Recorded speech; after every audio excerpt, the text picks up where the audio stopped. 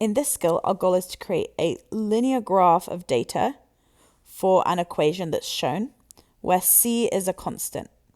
So in our equation, we're going to have a, which is a variable, b, which is a variable, and c, which is a constant. And our goal is going to be figuring out what could we plot on the y-axis and x-axis of our graph so that that data gave us a straight line. And if we did that, what would the slope represent in our equation? So over here, I've got the formula for a straight line graph.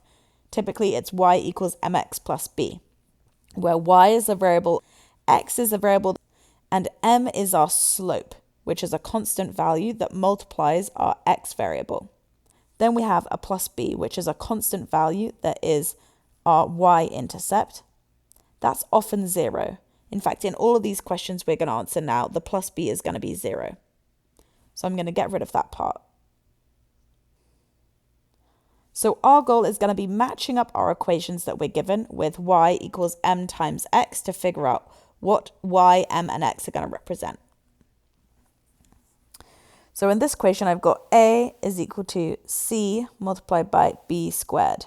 And I want to get this in the format y equals m times x, where y is a variable and x is a variable. So right now, if I made a my y-axis variable, and I made b squared my x-axis variable, that would mean I've got y is equal to c times b squared. B squared is my x. That means the thing multiplying the x, which is our c, that's going to be the m.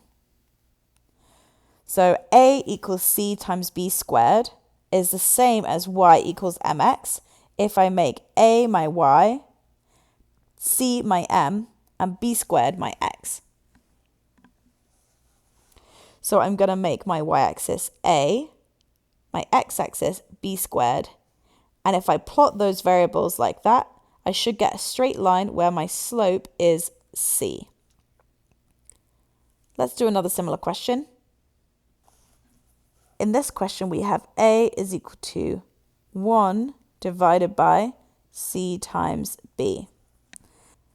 Now, since c is my constant and b is my variable, I'm just going to write this out again, separating them into two different fractions. So instead of writing 1 over c times b, I'm going to write 1 over c multiplied by 1 over b.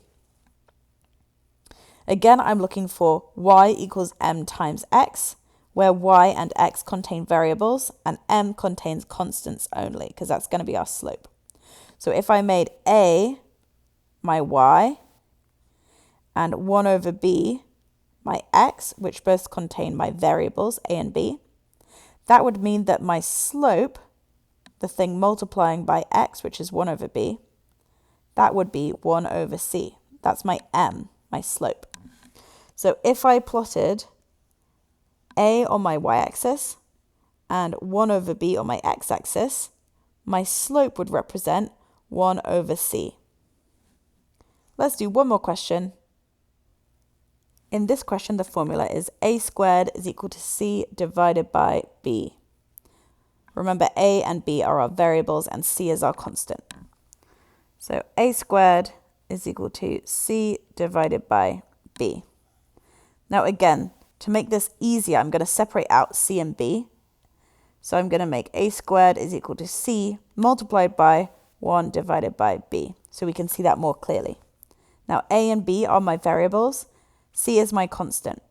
So in this case, if I make a squared my y-axis value, and I make 1 over b my x value, the thing multiplying the 1 over b is c. That's going to be my slope, m.